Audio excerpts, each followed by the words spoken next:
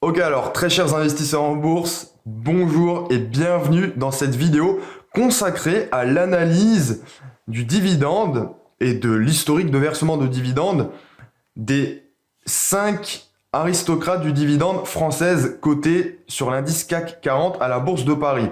Donc, dans cette vidéo, on va s'intéresser, ce que je vous propose de faire, c'est d'analyser le dividende de 5 entreprises, à savoir L'Oréal, LVMH, Hermès International, Essilor-Luxottica et Sanofi. Donc, pourquoi s'intéresser plus particulièrement aux dividendes de ces 5 entreprises en particulier? Eh bien, tout simplement parce que ces 5 sociétés sont ce que l'on appelle des aristocrates du dividende. Donc, petite précision, la structure de cette vidéo, elle va être similaire à une vidéo que j'ai publiée récemment concernant le dividende de Total et de L'Oréal, que j'avais mis en comparaison, dont je vous mettrai une annexe autour de cette vidéo ou dans la description de cette vidéo. Et donc, globalement, ces 5 entreprises, LVMH, L'Oréal, Sanofi, Hermès et Essilor, sont ce qu'on appelle des aristocrates du dividende. Autrement dit, ce sont des entreprises qui ont connu une hausse de leurs dividendes depuis 25 années ou plus. Alors, ça, ce sont pour les critères américains, les critères qui s'appliquent aux États-Unis. En France, on ne considère pas 25 années, mais une hausse depuis 10 années consécutives ou plus. Et idem, un volume d'échanges quotidiens, c'est-à-dire de transactions supérieures à 5 millions d'euros ou de dollars américains, et une capitalisation boursière supérieure à 3 milliards d'euros ou de dollars américains. Autrement dit, les 5 entreprises qu'on va analyser au regard de leurs dividendes, aujourd'hui, ce sont des entreprises qui respectent ces critères, à la nuance près que leur dividende est en hausse chaque année consécutivement depuis minimum 10 années, et non pas 25 comme ce serait le cas pour une analyse d'aristocrates du dividende des États-Unis. Donc, je précise une chose importante. Sur Internet, on peut trouver des listes d'aristocrates du dividende, des meilleures actions à dividende, etc.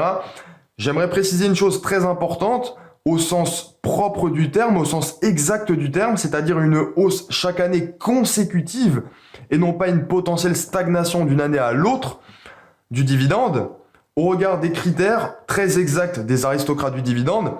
Sur la Bourse de Paris, en particulier dans l'indice CAC 40, l'indice phare d'Euronext Paris, il n'y a que 5 actions qui respectent ces critères. Et on va voir que, en raison de ce qui se passe en 2020, et j'en reparlerai par la suite de la vidéo, ces critères, ces actions, pour certaines, ne sont plus des aristocrates du dividende, mais globalement, jusque en 2019, LVMH, L'Oréal, Sanofi, Hermès et Essilor étaient des aristocrates du dividende. Donc on va voir qu'on peut remettre ça en cause par la suite, mais on va déjà s'intéresser aux dividendes de toutes ces sociétés. Donc, première chose, et je tiens à le rappeler, lorsqu'un dividende est versé, il est toujours voté donc en assemblée générale d'actionnaires au regard des bénéfices réalisés l'année précédente. C'est-à-dire que le dividende que vous toucherez en 2020, il sera décidé en assemblée générale par rapport aux bénéfices réalisés en 2019. Le dividende touché en 2021, il est voté par rapport aux bénéfices de l'entreprise de 2020, etc. Donc, je tiens à le préciser. Ensuite, autre chose que je tiens à préciser, puisqu'aujourd'hui, dans cette vidéo, on parle de dividendes, et donc, lorsqu'on s'intéresse aux dividendes, et c'est ce que j'ai écrit ici, que j'ai souligné, il faut s'intéresser à plusieurs choses. Déjà, lorsqu'on veut investir dans des actions à dividendes, on doit s'intéresser à la stabilité du dividende. On a besoin d'un dividende qui soit stable et qui soit pas volatile, qui change pas tous les ans à la hausse et à la baisse. À la hausse idéalement, bien sûr, mais il faut pas qu'il soit trop volatile et qu'il parte trop à la baisse. Donc, on s'intéresse à la stabilité du dividende, y compris, entre parenthèses, je le précise, à la structure actionnariale. Pourquoi la structure actionnariale? Tout simplement parce que le dividende d'une société, je le rappelle, il est voté en assemblée générale d'actionnaires. Donc lorsqu'on a une entreprise comme par exemple comme L'Oréal, où on a un actionnariat relativement stable avec la famille Bettencourt-Meyers qui détient un tiers du capital de l'entreprise, on peut être sûr que la gouvernance de l'entreprise sera à peu près stable, alors que lorsqu'on investit dans une société où il y a un gros capital flottant, où la structure actionnariale peut varier, eh bien les décisions en assemblée générale d'actionnaires peuvent aussi varier d'une année à l'autre. Donc, quand on s'intéresse aux dividendes, il faut vérifier la stabilité du dividende, dans une moindre mesure aussi la stabilité de la structure actionnariale. Et enfin, il faut également, et ça on oublie trop souvent de le préciser, vérifier le TCAM du dividende. Qu'est-ce que c'est? C'est le taux de croissance annuel moyen du dividende. Pourquoi? Parce que si vous avez un dividende qui diminue ou qui stagne tous les ans, eh bien, le pouvoir d'achat procuré par ce dividende va diminuer tout simplement, même s'il stagne, en raison de l'inflation. Donc lorsqu'on a un dividende, lorsqu'on s'intéresse à une stratégie de dividende pour investir au long terme en bourse, ce qui nous intéresse, c'est aussi de savoir de combien, en relatif et en absolu, mais surtout en relatif, en pourcentage, de combien de pourcents notre dividende augmente chaque année. Et on va voir que c'est aussi une raison pour laquelle il ne faut pas s'intéresser toujours au rendement initial affiché du dividende. Donc,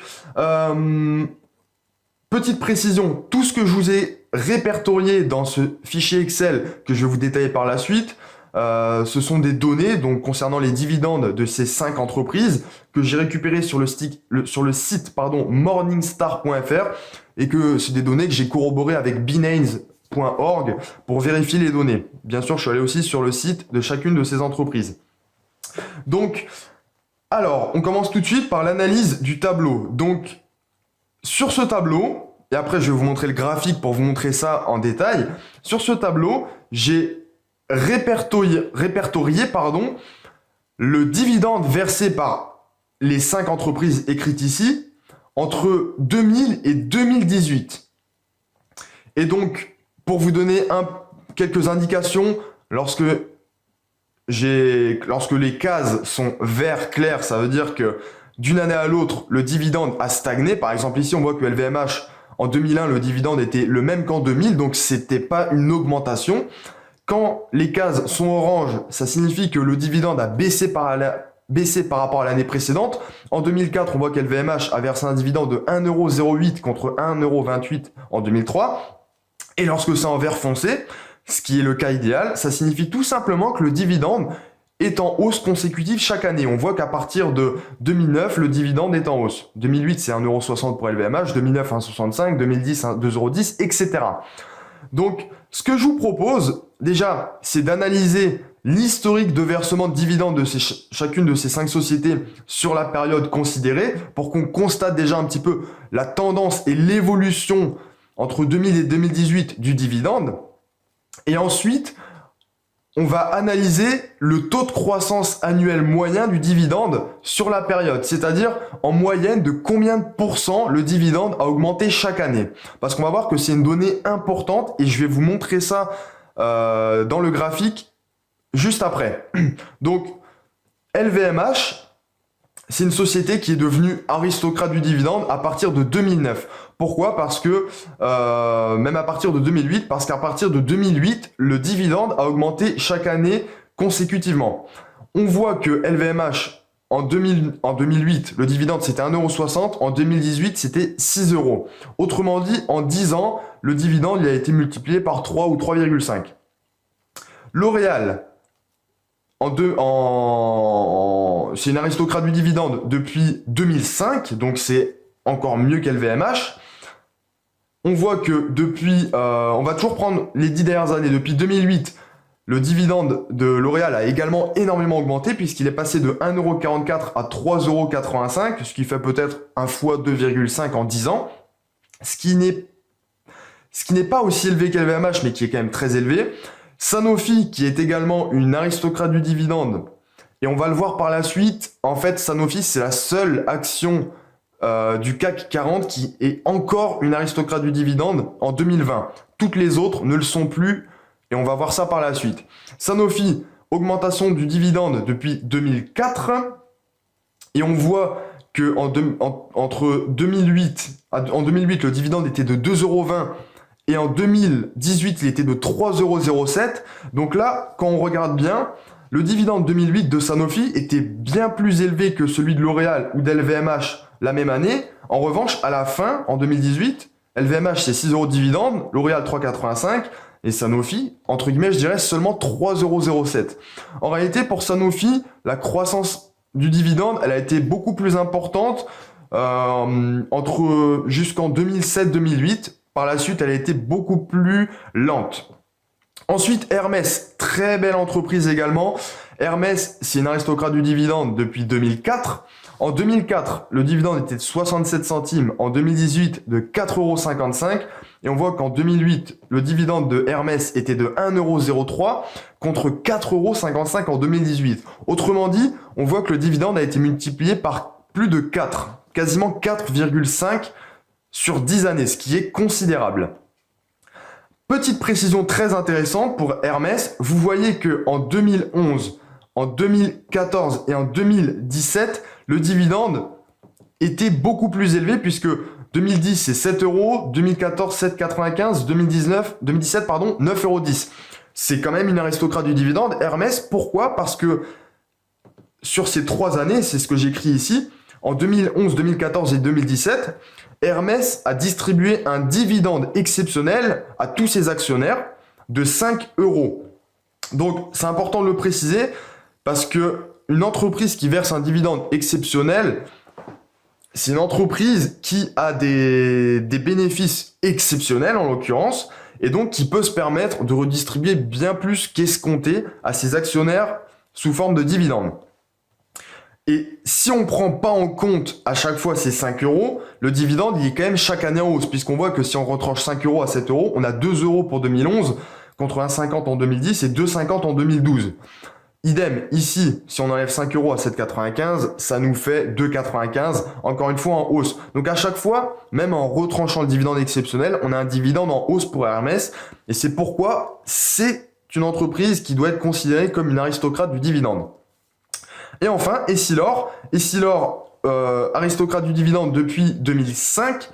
En 2005, le dividende était de 47 centimes, en 2018 de 2,04 €, donc c'est du x4 sur la période considérée. Mais ce qu'il faut regarder, c'est depuis 2008. 2008, c'est 66 centimes. 2018, 2,04 €. Autrement dit, x3. Mais c'est très important de le noter. Pour Essilor, il ne faut pas tellement regarder le dividende 2018, il faut plutôt s'intéresser à celui de 2017. Et là, on voit qu'on est plutôt à x2 et non pas à x3. Pourquoi? Parce que à partir de 2018, l'entreprise Essilor est devenue l'entreprise Essilor Luxottica. Autrement dit, les groupes Essilor et Luxottica, donc Essilor français, Luxottica, c'est un lunetier qui est italien, ont formé un seul groupe. Et donc aujourd'hui, l'action cotée en bourse, c'est non plus Essilor, mais c'est Essilor Luxottica. Et donc, la consolidation des comptes de Essilor et de Luxottica a nécessairement fait bondir le dividende, mais en réalité, dans les faits, à périmètre constant, le dividende de 2018 de Essilor Luxottica aurait dû être supérieur pour qu'on puisse considérer que c'est toujours une aristocrate du dividende. Donc évidemment, il faut le savoir, mais c'est important de le noter parce qu'on se dit qu'il y a une énorme augmentation du dividende entre 2017 et 2018 et que c'est probablement une superbe entreprise. C'est parce qu'il y a eu la fusion de Essilor et de Luxottica pour former le groupe Essilor Luxottica.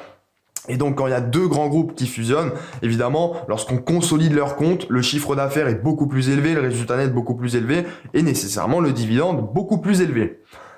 Donc,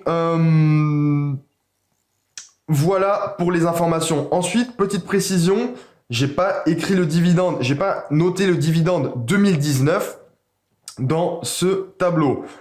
Donc, petite précision également, à chaque fois, lorsqu'un dividende est versé, mais j'ai déjà dit, c'est par rapport au bénéfice de l'année N-1. Donc, autrement dit, le dividende 2020 sera calculé par rapport au bénéfice de 2019 et décidé en assemblée générale d'actionnaires. Donc, ce qu'on va faire maintenant, une fois que vous avez un peu plus idée de l'évolution des dividendes de ces 5 entreprises, on va tout simplement analyser le taux de croissance annuel moyen du dividende de ces entreprises entre 2000 et 2018.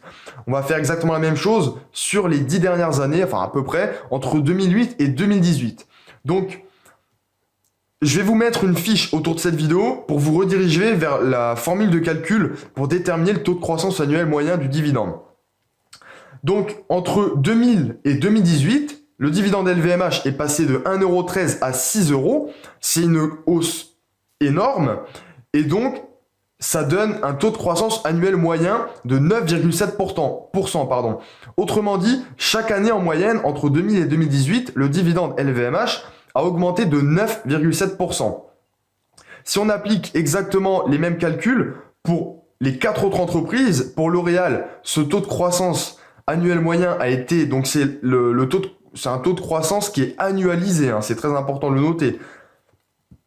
C'est de 10,3% pour L'Oréal, 8,9% pour Sanofi, 11,6% pour Hermès et 11,4% pour EssilorLuxottica. Encore une fois, je précise que le fait que le dividende 2018 a été beaucoup plus élevé en raison de la fusion d'Essilor et Luxottica donne un chiffre de 11,4%. Si on ne considère pas l'année 2018 et qu'on calcule entre 2000 et 2017, on est à moins de 10%, très clairement. On se rapproche plutôt du chiffre de Sanofi. Donc, c'est important de le noter. C'est pour ça que j'ai mis ça en vert clair, malgré le fait que ça soit un taux de croissance très élevé, supérieur à 10%. Mais maintenant, encore plus intéressant, parce que ce qui nous intéresse lorsqu'on investit en bourse, c'est pas toujours de savoir quelle performance a obtenu une entreprise sur les 20 ou 30 dernières années, parce que ça peut beaucoup changer sur les 5 ou 10 dernières années. Donc, j'ai également calculé le TCAM du dividende entre 2008 et 2018 pour ces 5 entreprises. Qu'est-ce qu'on voit? On voit que pour LVMH, entre 2008 et 2018, je rappelle, 2008 c'est 1,60€ de dividende, 2018 c'est 6 €. Et bien sur ces 10 années, le taux de croissance annuel moyen c'est 14,10%, pour L'Oréal c'est 11,03%, et pour Sanofi c'est seulement 3,4%. Mais en même temps, en 2008, le dividende était 2,20€ et il est un peu supérieur à 3€ en 2018. Donc c'est pas une très forte augmentation, même si c'est intéressant. Hermès, alors là c'est considérable puisque c'est 16% de taux de croissance annuel moyen du dividende en 10 ans.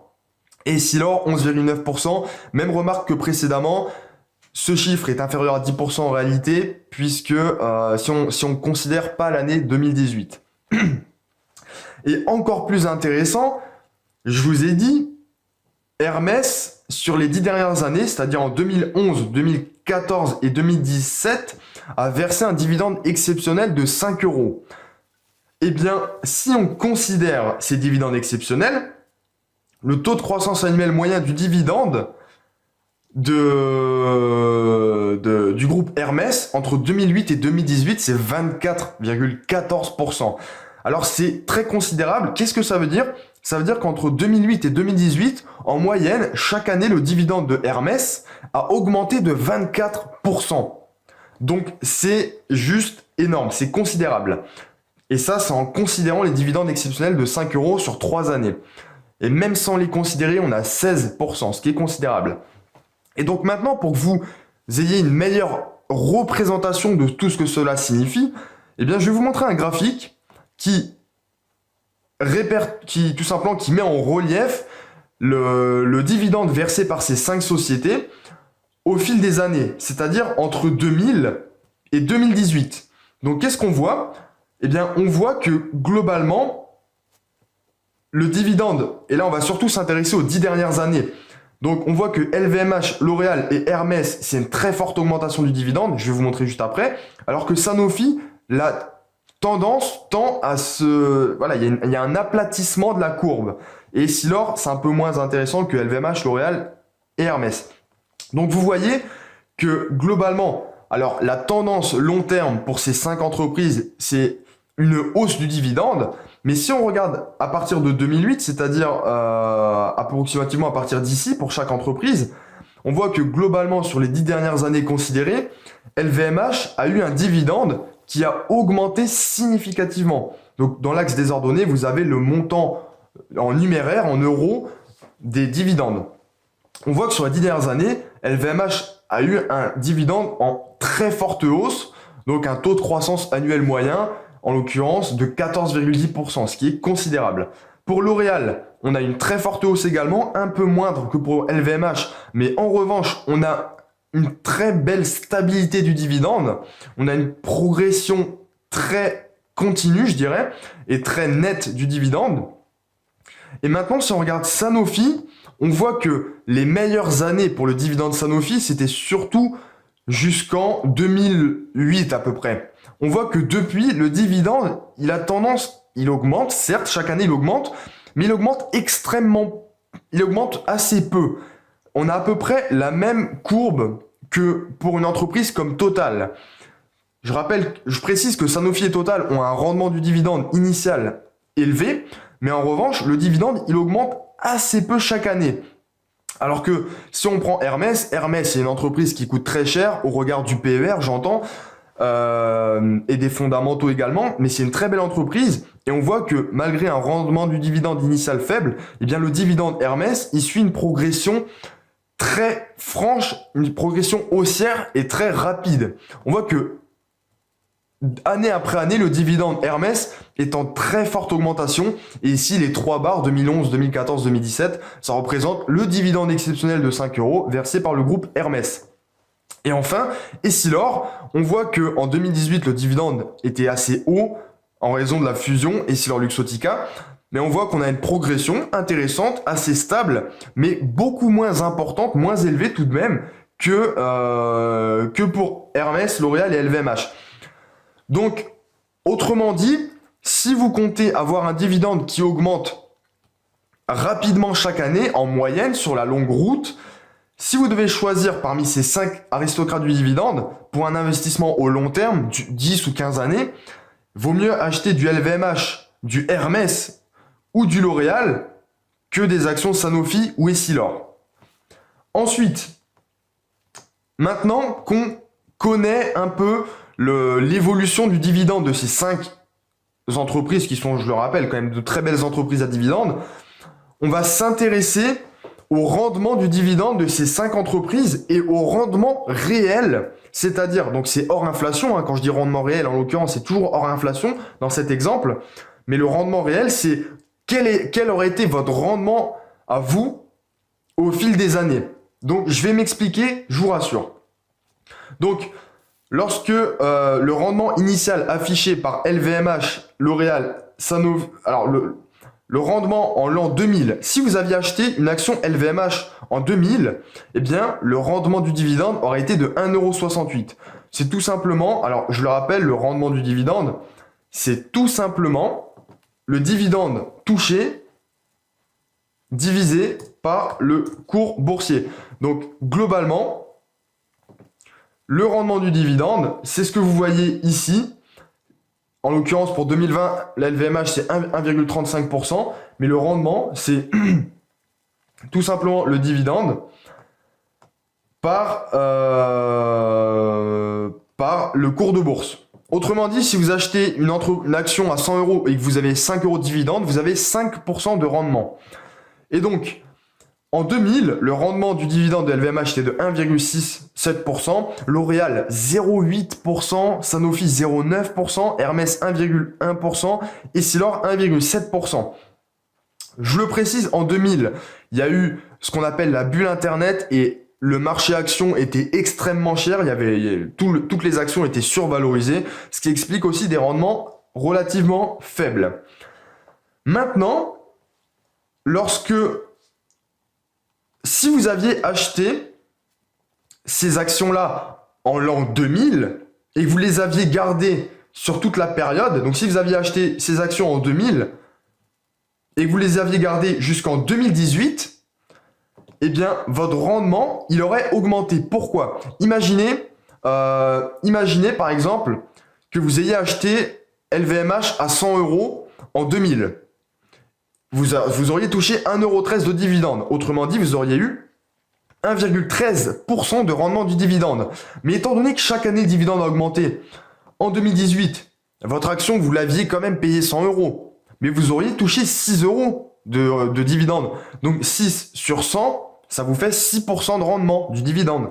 Même si actuellement le cours boursier d'LVMH est plutôt à 350 €, quelque chose comme ça. Mais peu importe, quoi qu'il en soit, vous l'avez payé en 2000 par exemple 100 € et vous avez touché votre dividende par rapport à ça. Alors bien sûr, c'était un peu moins cher puisque le rendement du dividende en l'occurrence c'était de 1,7%.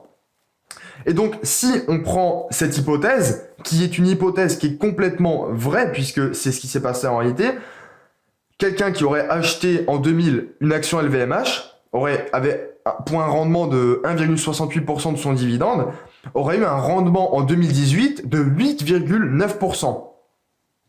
Et ça, c'est dû à quoi? C'est tout simplement dû au fait que le dividende, il augmente chaque année, il augmente rapidement en l'occurrence chaque année. Donc le rendement du dividende augmente également. Maintenant, si on extrapole le taux de croissance annuel moyen du dividende entre 2000 et 2018, qui a été de 9,7% pour LVMH, on peut extrapoler la chose suivante. Le rendement prévisionnel en 2030, pour quelqu'un qui aurait acheté une action LVMH en 2000, il serait hypothétiquement de 27%. Donc ça, c'est un chiffre qu'on obtient tout simplement en considérant le rendement du dividende initial et en appliquant un taux de croissance annuel moyen, en l'occurrence de 9,7% entre 2000 et 2018. Alors je précise une chose, en bourse, il est très difficile de prédire l'avenir.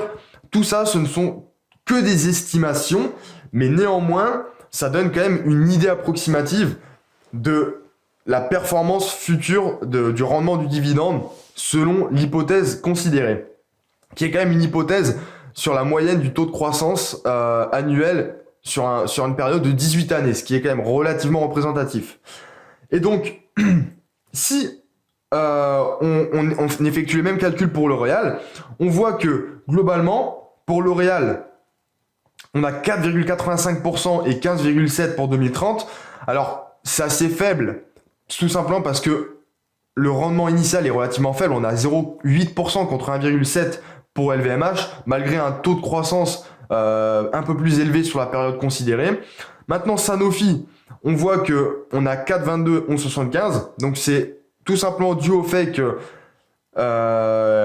déjà, on a un rendement initial assez faible. Et aussi, on peut penser que c'est relativement élevé puisque ça se rapproche de L'Oréal, mais c'est surtout dû à la croissance élevée du dividende Sanofi durant les premières années, jusqu'en 2008 à peu près. Vous allez voir que si on fait le calcul à partir de 2008, c'est moins intéressant pour Sanofi. Pour Hermès, alors là, c'est considérable puisque on a un rendement réel, donc toujours en inflation bien sûr, de 8%.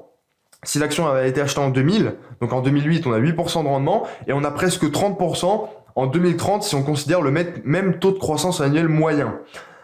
Et tout ça, pour Hermès, c'est sans considérer les dividendes exceptionnels de 5 € qui interviennent ponctuellement. Et on va voir après en quoi ça peut changer la donne. Pour Essilor, on a un rendement en 2008 de 12% et de 44% en 2030 en prévisionnel. Maintenant, je précise une chose, encore une fois, ça c'est grandement impacté par la fusion d'Essilor et Luxottica qui viennent gonfler les chiffres, d'où le fait que j'ai mis ça en vert clair.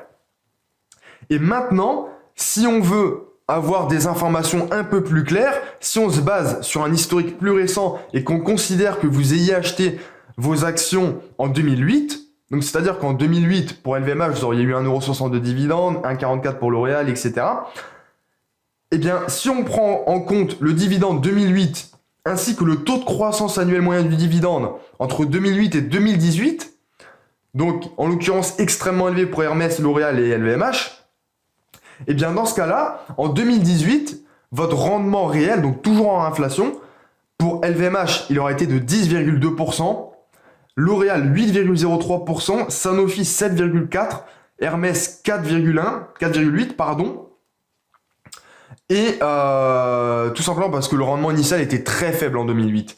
Et Essilor, 6%. Encore une fois, il faut mettre tous les chiffres Essilor en lumière, en raison de la fusion du groupe. Donc qu'est-ce que ça signifie? Qu'est-ce que c'est que ça finalement? Et je vais vous montrer tout simplement ce que c'est. Lorsque vous achetez une société, une action de société, vous avez tout simplement le rendement du dividende.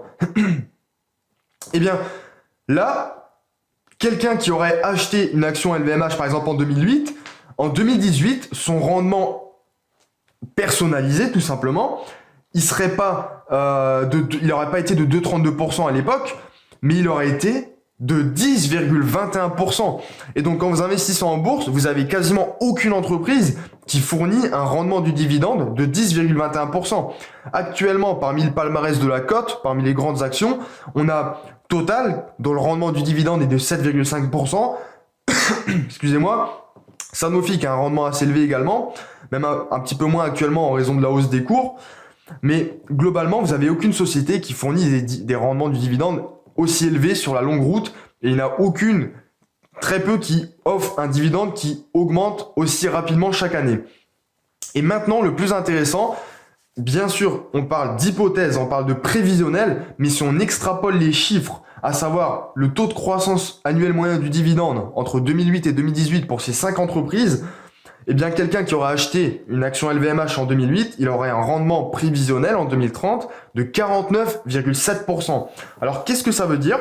Encore une fois, ça veut dire que quelqu'un qui aura... Alors là, si on avait l'année 2030, ici, bien ici, le rendement du dividende, il serait de quasiment 50% pour l'investisseur qui aura acheté son action LVMH en 2008. Mais ça veut aussi dire autre chose. Un rendement du dividende de 50%, c'est-à-dire que si vous aviez acheté votre action en 2008, par exemple 100 euros, vous auriez 50 euros de dividende en 2030. Et c'est considérable. Je précise encore une fois, tous ces chiffres sont des chiffres prévisionnels. En raison de ce qu'on traverse actuellement en 2020, impossible de prédire comment tout va se passer à l'avenir. Mais globalement, si on prend en compte les mêmes hypothèses avec une croissance relativement exceptionnelle, il faut l'avouer, sur la période 2008-2018, on arrive à des chiffres extrêmement intéressants. Pour L'Oréal, idem, des chiffres très intéressants, quasiment 30%. Sanofi, et malheureusement Sanofi, c'est pas très intéressant puisque quelqu'un qui aurait acheté une action Sanofi en 2008, eh bien aurait un rendement prévisionnel en 2030 de 11% si on prend en compte le taux de croissance de 3,4%.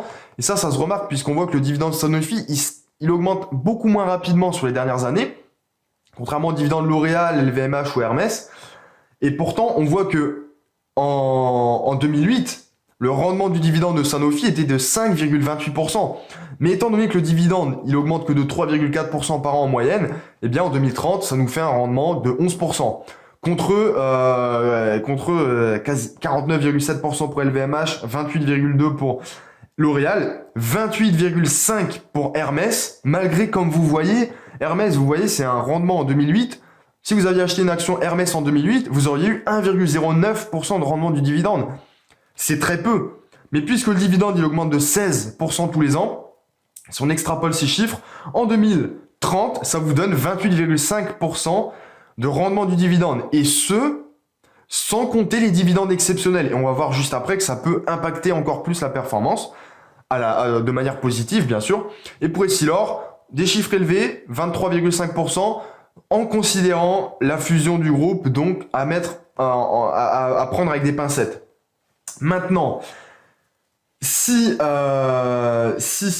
on considère pour Hermès, si on intègre les dividendes exceptionnels sur la période 2008-2018, je rappelle qu'il y a eu quand même 3 dividendes exceptionnels de 5 euros en plus de tous les autres dividendes, eh bien, le rendement réel en 2018, si achat en 2008, il n'aurait pas été de 4,8%, mais de 9,5%.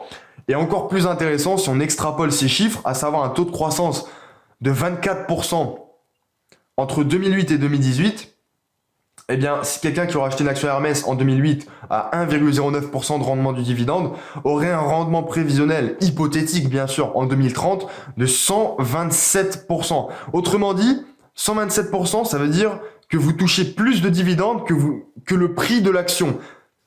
Enfin, le prix que vous avez payé, en tout cas, pas le prix sur l'année 2030. Autrement dit, ça veut dire que, globalement, le dividende que vous touchez en 2030, par rapport au prix que vous avez payé en 2008, c'est 1,27. Vous touchez 1,27 fois le montant que vous avez payé votre action sous forme de dividende. Et donc, ça, c'est bien ce qu'on remarque. On voit que Hermès, entre 2008 et 2018, c'est une croissance énorme du dividende. Bien évidemment, ça se traduit par quoi? Ça se traduit par un rendement initial du dividende extrêmement faible. Parce qu'on voit que Hermès, alors ça se traduit aussi dans les cours boursiers, bien sûr. Sur les 10 dernières années, on voit que on est passé de 100 euros à plus de 700. Mais dans les données financières, on voit que Hermès, ben, ça se traduit par un rendement du dividende extrêmement faible. Donc, pourquoi? Pas parce que l'entreprise verse peu de dividendes, mais parce que le cours boursier est extrêmement haut et au dénominateur de la formule, puisque le dénominateur est très élevé, ça nous fait un rendement du dividende très faible. Et quand je dis très élevé, c'est pas seulement au regard du cours boursier, c'est au regard du PER, à savoir le nombre de fois où les bénéfices sont capitalisés. Et là, on voit que 59 fois les bénéfices, c'est ce qu'on paye pour acheter une action Hermès, du moins les bénéfices 2020, et c'est extrêmement cher, c'est ce qui explique un rendement aussi faible. Mais c'est aussi ce qui explique, ça traduit aussi un PER très élevé, le fait que les investisseurs se ruent sur cette action parce que c'est une très belle entreprise, et ça se traduit très clairement dans les chiffres financiers. Et donc, la croissance des bénéfices, elle se traduit aussi par un PER qui diminue mécaniquement année après année, et par un rendement qui diminue mécaniquement année après année. Tout simplement parce que les chiffres augmentent. Puisque les bénéfices et le dividende augmentent, si vous achetez votre action en 2020, vous avez ce rendement du dividende. Et si vous conservez votre action, tous les ans, votre rendement du dividende augmente mécaniquement et votre price earning ratio diminue, puisque les bénéfices augmentent rapidement. Lorsqu'on prend en compte le fait que le cours boursier reste le même, c'est-à-dire si vous achetez cette année. Et donc, maintenant, avant de conclure cette vidéo, j'aimerais quand même donner quelques informations qui sont importantes en ce qui concerne la conjoncture actuelle. Alors, le contexte en 2020, il est relativement particulier. Et donc, ça se traduit par le fait que les entreprises que je vous ai montrées ici ne sont plus des aristocrates du dividende, sauf une, Sanofi. Et donc, si on regarde, essayez de retenir les chiffres. LVMH, le dividende 2018, c'est 6 euros. Retenez en liste 6, 3,85, 3,07, 4,55, 2,04. Si vous ne retenez pas, c'est pas grave. Mais ce qu'on va voir maintenant, c'est le dividende de ces 5 entreprises, le dividende 2020, donc voté en 2020 par rapport au bénéfice 2019. Eh bien, qu'est-ce qu'on voit? On voit globalement que L'Oréal, donc on était à 3,85, le dividende 2019, donc voté sur l'exercice 2018 était 3,85. Eh bien, on voit que L'Oréal n'augmente pas son dividende 2020. Et donc, le dividende donc là, c'est 2019, mais c'est pour le 2020, hein, bien sûr, puisque c'est le dividende proposé à l'Assemblée Générale du 30 juin 2020. Je rappelle que les dividendes sont toujours versés en année N plus 1 et votés par rapport aux bénéfices de l'année N-1. On voit que L'Oréal, pour la première fois depuis plus de 10 ans, ne va pas augmenter son dividende. Le dividende va être intéressant puisqu'il sera le même en 2020 que celui de 2019, à savoir 3,85 €. Autrement dit, ça veut dire que le dividende de L'Oréal ne sera plus une aristocrate du dividende au sens exact du terme. C'est-à-dire que la hausse doit être consécutive chaque année. Si le dividende stagne, c'est plus une aristocrate du dividende, même si on peut la considérer comme telle, comme pour une action totale, par exemple. Si on regarde pour LVMH, on voit quoi? Eh bien, le dividende initial de 6,80 €, il est diminué à 4,80 €. Autrement dit, là, c'est même plus une stagnation du dividende, malheureusement, c'est une baisse du dividende. Maintenant, si on regarde pour Hermès et Essilor, et on finira par Sanofi, Hermès, le dividende de Hermès, pour 2019, 2020, pardon, il sera le même que le dividende 2019, à savoir 4,55 €. Donc, il n'y a pas d'augmentation. Le dividende reste le même, il n'y a pas d'augmentation. Si on regarde pour Essilor, malheureusement, le dividende initialement prévu a été tout simplement annulé suite à la pandémie mondiale du Covid. Donc, pour Essilor, c'est encore plus problématique parce que, contrairement à Hermès, à L'Oréal, où le dividende stagne, ou LVMH, où le dividende diminue un peu, pour Essilor, pour l'instant, le dividende est inexistant pour l'année 2020. Et enfin, pour Sanofi, eh bien, Sanofi a décidé de quand même augmenter son dividende 2020 par rapport à 2019. Et donc, 3,15 € seront versés par action. Et c'est la 26e année consécutive de croissance du dividende. Alors, en réalité, ça, c'est ce que dit Sanofi. Mais en 2004, j'ai vérifié les comptes, le dividende était de 1,20 €. Mais toujours est-il que c'est une belle action à dividende, puisque le dividende 2020, il sera en progression. Il sera plus de 3,07 €, mais 3,15 €. Encore une fois, il faut regarder bien, il faut regarder ce que ça veut dire. Parce que 3,15 € sur 3,07 €, ça fait une toute petite augmentation. puisque ça fait une augmentation, c'est certes une bonne augmentation, mais ça nous fait une augmentation du dividende de seulement 2,6%. Voilà, 2,61%. Donc un peu inférieur à ce qu'on avait sur la période 2008-2018, à savoir 3,4%. Et donc maintenant, je vais quand même donner quelques remarques qui, selon moi, sont importantes concernant ce qui se passe en 2020 et savoir si c'est un problème pour les dividendes. Déjà, vous n'êtes peut-être pas sans savoir que LVMH, alors avant de tout préciser, je rappelle une chose. Les dividendes sont décidés en assemblée générale et donc ce sont les actionnaires qui décident du dividende. Autrement dit, ce sont les principaux actionnaires. Par exemple, pour Hermès, l'actionnaire principal, c'est H51, qui est une holding détenue par la famille Hermès, tout simplement.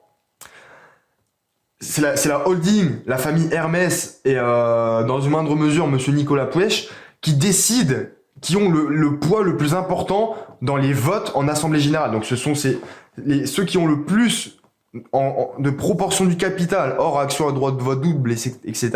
Ceux qui ont le plus d'actions, mécanique, tout simplement, ils ont plus de droits de vote en assemblée générale et ils ont plus d'impact sur les décisions prises en assemblée générale. Parce que je rappelle que ceux qui décident des décisions comme le versement de dividendes, ce sont les actionnaires. Par exemple, pour LVMH, c'est la holding Christian Dior détenue par la famille Arnault. Donc c'est la famille Arnault qui prend la majeure partie des droits de vote en assemblée générale et qui a le plus d'impact dans les décisions prises par le groupe LVMH. Et donc ça, c'est un rappel qui, selon moi, est important. Ce sont les actionnaires qui décident et qui votent du dividende. Et autre chose à noter, vous n'êtes peut-être pas sans savoir qu'en 2019, LVMH a décidé de conclure sa plus grande transaction, sa plus grande acquisition en achetant le groupe américain Tiffany's. Donc, on a une baisse du dividende qui a été votée pour l'exercice, enfin en 2020 par rapport à l'exercice 2019. LVMH, c'est des milliards de trésorerie. Mais l'acquisition du groupe Tiffany's, c'est l'acquisition la plus chère de toute l'histoire du groupe LVMH, puisque c'est quasiment 15 milliards d'euros. Et donc, pour moi, j'ai regardé un petit peu les finances du groupe LVMH. LVMH pourrait verser un dividende de 6,80 € en 2020, mais en raison de l'acquisition importante du groupe Tiffany's, pour moi, il est relativement judicieux que LVMH ait décidé de diminuer un peu son dividende. Et ça a été une décision qui a été approuvé également en raison du fait de la crise actuelle du coronavirus, puisque lorsque le dividende a été voté pour LVMH, on était en pleine pandémie et on n'avait aucune idée de l'issue de la crise. Et donc, à chaque fois, c'est la crise, la pandémie du Covid qui a fortement impacté les décisions de versement de dividendes pour les grandes entreprises. Mais c'est pas pour autant que ces entreprises ne sont pas intéressantes. Parce que lorsqu'on parle de LVMH, de L'Oréal ou encore de Hermès, lorsque l'économie se porte bien, le dividende va augmenter à nouveau extrêmement rapidement et vous allez vite avoir un bon retour sur investissement, je dirais, beaucoup plus rapide que pour du Sanofi ou du Essilor, même si Sanofi augmente son dividende. Et donc, le recul du dividende de ces entreprises, sauf Sanofi, s'explique grandement par la pandémie du coronavirus, malgré le fait que ce soit des sociétés qui ont un bel historique de dividendes et une bonne gouvernance en faveur de l'actionnaire. Je l'ai également précisé, mais à périmètre constant, Essilor n'est plus une aristocrate du dividende depuis sa fusion avec Luxottica. Et également, je pense, et ça c'est une considération toute personnelle, malgré le fait que la situation exceptionnelle de 2020 ait engendré des décisions exceptionnelles de stagnation ou de diminution, voire réduction du dividende, je pense que c'est d'une certaine manière une preuve de la bonne gestion de ces entreprises, et c'est non pas un problème. Lorsqu'on investit dans un dividende, si le dividende, une année de manière exceptionnelle, pour une raison exceptionnelle, n'est pas en stricte augmentation ou en stagnation, c'est pas très grave, surtout pour l'investisseur de long terme. Ce qu'il faut regarder, c'est la gouvernance de l'entreprise, comment est gérée l'entreprise, et le taux de croissance annuel moyen du dividende au long terme. Lorsqu'il y a une situation exceptionnelle comme une crise exceptionnelle, je rappelle qu'on n'a pas vécu de pandémie depuis un siècle, depuis la grippe espagnole du début du XXe siècle, si des décisions exceptionnelles comme la diminution ou la stagnation du dividende sont prises en assemblée générale d'actionnaires, c'est tout à fait légitime selon moi. Et personnellement, je suis actionnaire de LVMH et je compte absolument rester actionnaire de LVMH. Lorsque j'ai analysé pourquoi le dividende avait été en léger recul pour 2020, eh bien, j'ai compris, plutôt que de me dire que c'était une entreprise qui n'était plus intéressante en termes de dividendes, que c'était une entreprise, à contrario, bien gérée et qui dispose d'une bonne gouvernance. Et donc, pour moi, la situation 2020, elle est exceptionnelle. Il ne faut pas s'intéresser et se focaliser complètement sur le dividende 2020. Il faut regarder le long terme. Et encore une fois, je pense sincèrement que dès que l'économie se portera mieux, eh bien, le dividende de LVMH, de L'Oréal ou encore de Hermès va être beaucoup plus intéressant que le dividende de Sanofi ou de Essilor par exemple. Et donc, maintenant, en conclusion, on peut retenir quoi? On peut retenir que dans la réalité, au sens strict du terme, eh bien, la seule aristocrate du dividende qui reste finalement en 2020, c'est Sanofi. Mais malgré tout, je pense qu'il ne faut pas s'arrêter à ça. Enfin, pour terminer la vidéo, je précise aussi qu'il y a une dizaine d'autres actions cotées sur le CAC 40 qui peuvent être considérées comme des aristocrates du dividende, même si elles ne le sont pas au sens strict du terme. Ce sont des entreprises qui ont un très bel historique de dividendes et qui ont stagné, enfin qui n'ont pas augmenté systématiquement chaque année leur dividende, mais qui globalement ont un très bon historique de dividendes. Je pense notamment à Total, à Vinci, à Dassault Systèmes, à Ruby, à Pernod Ricard. Alors Ruby ne fait pas partie du CAC 40, mais c'est une belle entreprise à dividendes. À Kering, à Sodexo, à Christian Dior ou encore à Danone ou Air Liquide. Donc la liste que je viens de vous donner, écoutez, je vais vous mettre une fiche, encore une fois, autour de cette vidéo, pour vous rediriger vers une liste des aristocrates dividendes et aristocrates dividendes assimilés si ça vous intéresse.